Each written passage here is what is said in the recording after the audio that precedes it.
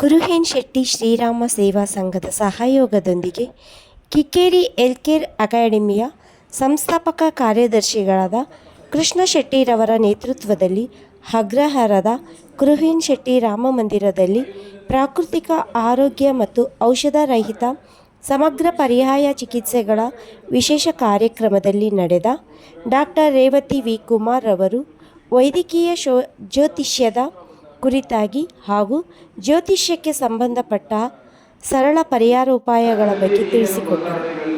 ನಾವು ಕಾಂಬಿನೇಷನ್ಸ್ನಲ್ಲಿ ನೋಡ್ಬೋದು. ಆ ಕಾಂಬಿನೇಷನ್ ಇಟ್ಕೊಂಡು ಅವ್ರಿಗೆ ಏನೋ ಆರೋಗ್ಯ ತೊಂದರೆ ಇರ್ಬೋದು ಅನ್ನೋ ಇಂಡಿವಿಜುವಲ್ ಏನೇನು ಲಿಂಕ್ ಆಗುತ್ತೆ ಎಲ್ಲವೂ ಲಗ್ನ ಅಂತಲೇ ಹೇಳುವಂಥದ್ದು.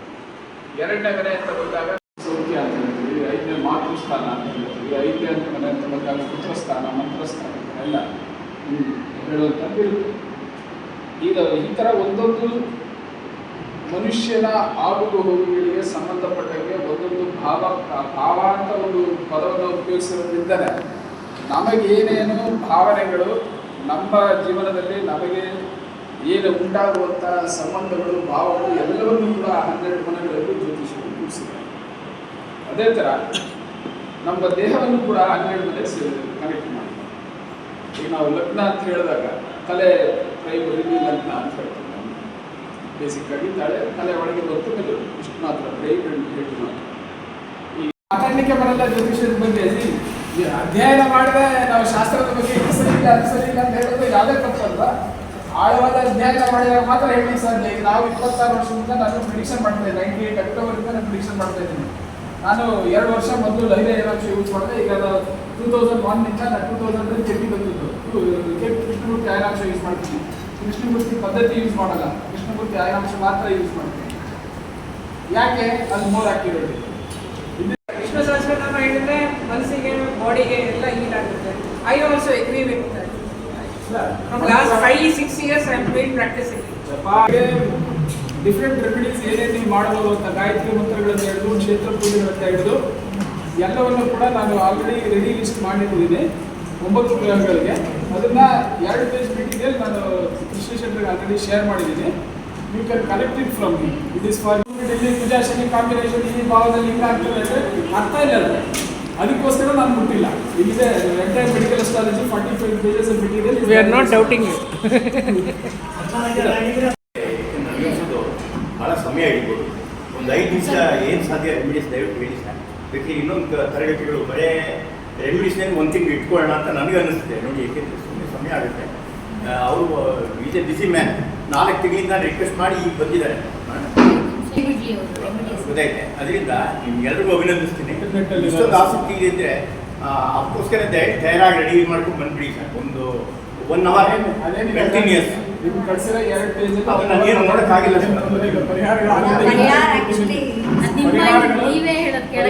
ಆಲ್ರೆಡಿ 2 ಪೇಜ್ ನಿಮ್ಮ ಹತ್ರ ಕೊಟ್ಟಿದ್ದೀನಿ. ಅದು ಆ 2 ಪೇಜ್ಗೆ 1 hour ಸ್ಟಾರ್ಟ್ ಮಾಡ್ತೀವಿ.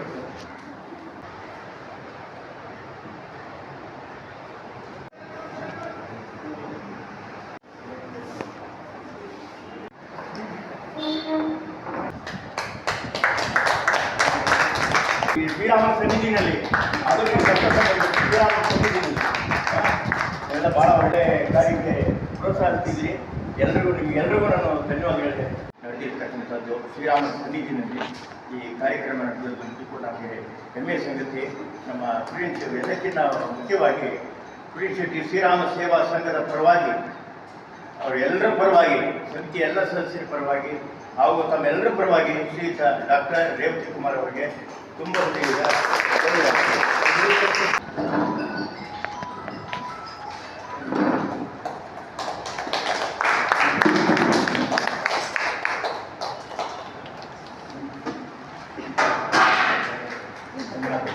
ಇವತ್ತು ದಿವಸ ಬೇರೆ ಶ್ರೀರಾಮ ಸೇವಾ ಸಮಿತಿಯ ಎಲ್ಲ ಪದಾಧಿಕಾರಿಗಳಿಗೂ ನನ್ನ ಜ್ಯೋತಿಷ್ಯ ಅನ್ನೋದು ಬರೇ ಶಾಸ್ತ್ರವಲ್ಲ, ವೈಜ್ಞಾನಿಕ ಅನ್ನೋದು ವಿಜ್ಞಾನ ಅನ್ನುವಂಥದ್ದು ಈಗ 600-700 ವರ್ಷದ ರೀಸೆಂಟ್ ಒಂದು ಡಿಸ್ಕವರಿ ಅಂತ ನನ್ನ ಅಭಿಪ್ರಾಯ.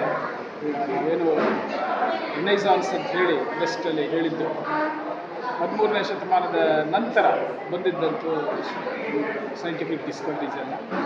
ಅದಕ್ಕೆ ಹಿಂದಿನಿಂದಲೇ 6ನೇ ಶತಮಾನದಲ್ಲಿ, ಇನ್ನು ಅದಕ್ಕೆ ಹಿಂದೆ ವೇದ ಕಾಲಕ್ಕೆ ಪೂರ್ವದಲ್ಲಿ ಕೂಡ ಈ ಶಾಸ್ತ್ರದ ಅಧ್ಯಯನ ನಡೆದಿದೆ.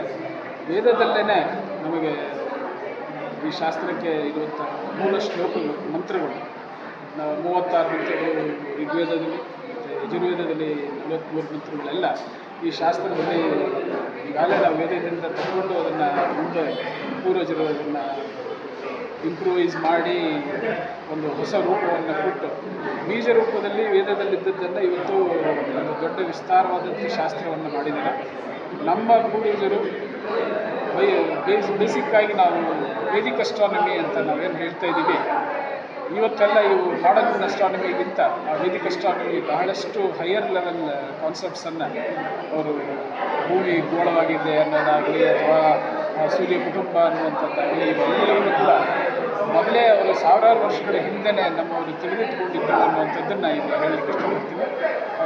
ಸೈನ್ಸ್ ಈಗೇನು ಗೆಲೀಲಿ ಎಲ್ಲ 15ನೇ ಶತಮಾನದಲ್ಲಿ ಸೂರ್ಯ ಗೋಳ ಅಂತ ಹೇಳಿದ್ದಕ್ಕೆ ಅವ್ರನ್ನ ಕಲಿತಿದ್ರು. ಅಂದರೆ ಅವರಿಗೆ ಆ ಜ್ಞಾನವೇ ಇರಲಿಲ್ಲ ಅನ್ನೋ ಒಂದು ನಮ್ಮ ಶಾಸ್ತ್ರದಲ್ಲಿ ಇದನ್ನು ಸಾವಿರಾರು ವರ್ಷಗಳಿಂದ ತಿಳ್ಕೊಂಡಿದ್ರು ಅನ್ನುವಂಥದ್ದು ಇಲ್ಲಿ ಪ್ರಮುಖವಾಗಿ ಹೇಳಲಾದಂಥ ವಿಷಯ. ಅದರ ಆಧಾರದ ಮೇಲೆ ನಾವು ಏನು ಜಿಯೋಸೆಂಟ್ರಿಕ್ ಕಾನ್ಸೆಪ್ಟ್ ಅಂತೇಳಿ ಜ್ಯೋತಿಷದಲ್ಲಿ ಉಪಯೋಗಿಸ್ಕೊಂಡಿದ್ದೀವಿ, ಅದರ ಬೇಸಿಸ್ನಲ್ಲೇ ಇವತ್ತಿನ ಪ್ರಿಡಿಕ್ಟಿವ್ ಅಸ್ಟ್ರಾಲಜಿ ಇದೆ ಅನ್ನೋದನ್ನು ಹೇಳ್ತೀವಿ. ಅದು ಹಾಲಲ್ಲಿ ಆಗೋದಿಲ್ಲ. ಕಡಿಮೆ ಆಗ್ತಾ ಇದೆ.